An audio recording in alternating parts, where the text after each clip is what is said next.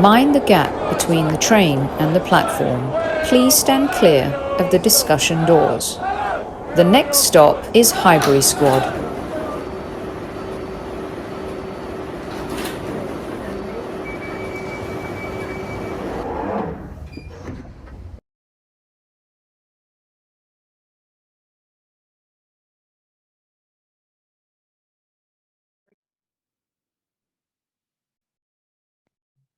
Hi, squaddies. Kev says, at ease. We're going to do this one a little bit different. What I'm going to do, I'm going to tell you my questions. And what you're going to do is respond. And then we're going to have a show to deal with, Kev says. Sophie's away. So we're going to deal with each other in the meantime, and we're going to deal with each other on a show. So, without further ado, let's have a little discussion about Arsenal so far. I think Arsenal, apart from the first 3 games and a little blip in January, so to speak, I think the team have been a real credit to the football club. I think the culture, you could see the culture changing. Not fully, but you could see it changing. You could see the fans buying into the players and the players loving the fans. I think it's so, so important of where we're going to go moving forward. I think credit has to go down to Mikel Arteta, the manager, because that was one of the first things he spoke about. We were on a podcast with the Arsenal Vision guys, Clive and Elliot, who were absolutely excellent. Sophie done a great job getting them guys back on. Real good discussion about Arsenal, in-depth, detailed. If you haven't seen it, believe you me, go and watch it. Give yourself an hour or so. I think it's about an hour 15. Give yourself an hour 15 and watch it. Listen to what's being said. And the guys, they're fantastic. They go back and they don't see eye to eye, which is what we all want. Our opinions change and differ at times, of course they do. But I think it's that the jigsaw, putting the pieces into place. Some people don't see it until it appears. Some people get it, but it's all in part of the tapestry, and that piecing together the jigsaw, that is our football club, who we love so much, and covered many different issues. And culture was one of the big topics, and the culture at the football club right now, the way the Emirates fans have played their part has been absolutely brilliant. I mean, I don't get to all the games. I'm sure some of you don't get to all the games. But when you actually watch the games and you hear the Gooners in the stadium, away has always been great. So I don't want to take anything away from the away fans. They've always been special. But at the Emirates, you know, people are talking about, is it a live? Nonsense. The Gooners have been absolutely the 12th man this year. And it's helped the team. It really has. And I think that, you know, round of applause goes to all the fans who go to the games and spend their hard-earned money and back the team. I think it's important. I think before, it's very difficult to like a regime or players that you don't connect with. I think now the fan base are connecting to the players. I think it's so important. So well played to everybody. Hey, everybody around the world who are Arsenal fans, who get up at crazy times to watch the games and show their support and go onto podcasts and everything. I think it's so important. It really is. But here we are, squaddies.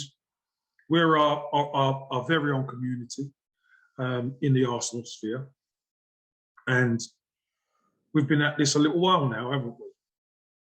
We have. And some may, I've been criticised, I've been called Arteta's lawyer. I hope I look the part to be Arteta's lawyer today. But listen, I look at things, anybody who's going to be manager, I will back. Unless I see things that are going on that I disagree with, and I'll say, I don't think it's right. But I see what Mikel Arteta was trying to do, and I see what Mikel Arteta is achieving now. A lot of the time, you don't see it until it comes out the ground, like a flower. You keep watering it, you keep nurturing it, it's just a bulb. And then the time when you realize it's a flower, it pops out the ground. That's when, oh, right, there's a flower there. Can't get away from it when it's out the ground, but some have the foresight to know, to understand what goes on underneath. There is a bigger picture. And sometimes we won't see eye to eye, of course, but I think it's really, really important that we have people on both sides. We all want the results. Let's have it right. We do want the results. And the results last season, for probably the first half of the season, were really poor. And obviously, there was a lot of pressure that Mikel Arteta came under, Edu came under, the club came under. But I think everybody could agree it wasn't his team. Now, we said there's going to be no more excuses in the summer. And after 3 games, it weren't looking good, as I said. But he brought the bodies in. We've got a team now who we could kind of relate to, and we could see that they care, which is really important. And we're sat in 4th place. I said, well, I think we'll finish 5th. But you know what? I'll take 4th. Won't you? We will take 4th. We're in a good position. Still a lot of football to play. We know there's 13 cup finals, and it's not all going to be plain sailing. Let's put it that way. There will be bumps in the road. With Arsenal, there always is. And nothing's going to come easy. But what we've got to do, we've got to make sure if we're going to get it, we're going to earn it. We're going to deserve it. That's for sure. I know many people want to, new contract, Mikel Arteta, end of the season. Let's see what happens at the end of the season. Why? It's not going to make much difference whether we wait to the end of the season or we do it now or whatever, because contracts mean nothing in football. You know that. We've seen it happen time and time again with our players. Contracts mean nothing. So let's get into Kev's. So we just wanted to make this a short video of me to you, squaddies, and then Sophie, when we get on the show next week, we will deal with Kev says. It might even be Monday. We deal with it a little bit, either before or after Monday. And there's 5 questions usually. So, question number 1 for you, squaddies. Are the next 2 weeks pivotal for our top 4 challenge? Are the next 2 weeks pivotal for our top 4 challenge? So you go on and you get that down, write your comments. That'll be fantastic. So that was question 1. Question 2, everyone. Who in this Arsenal team has to be our difference maker? Who has to be our difference maker to ensure, or as best we can, we get that top 4 spot? Who in your eyes? And you can only, squaddies, you can only choose one. I don't want to hear when it can be Rambo and it can be this one and Gabriel and Erdegaard and this one and that. No, you've got to choose one. and one only. No messing around. No doing a Sophie either. Oh, I choose one, but no, one. Who has to be our difference maker in order to get that top 4 spot? So I look forward to you. I look forward to seeing what some of you guys write and ladies write. It's important. Number 3. Can you see other teams helping our top 4 chances? Opposition for the likes of United. Opposition for the likes of Spurs. Opposition for the likes of West Ham. Can you see any of opposing teams helping our cause? Some have helped already. But, you know, when it comes down to this is the crux now. You know, next couple of weeks, probably be down to, what is it, 10 games?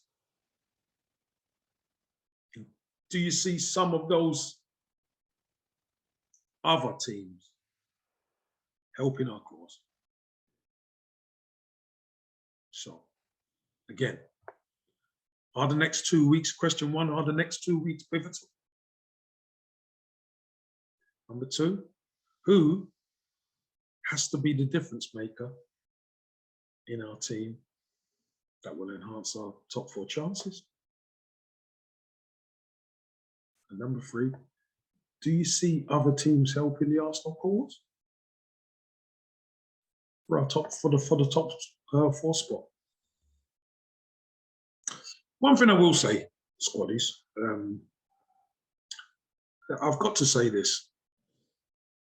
Sophie does an absolutely fantastic job putting on these shows and doing all the stuff in the background. I just turn up. It's great. But I think it's really important we show her a little bit of love. So what I'd like you all to do is, if you can, obviously, put a heart. If you can put a heart, or just write heart, or put a H in brackets or whatever in there for Sophie as appreciation. Because you know what? She's remarkable, and she's doing it from, she's doing it from the sunshine in Los Angeles, but she's still been absolutely fantastic for building and helping this Squaddies community. I'm part of, obviously, the Squaddies community. And you know, I'm not around all the time, but she gets it going. She's got a lot on her plate, but she really does. She keeps it flowing. She keeps it going. So if you can put a heart, or put a right heart, or put a H in brackets or whatever, show Sophie a little bit of love. I'd appreciate that. And I will tell you this. Love you, Squaddies, lots. We do, I do.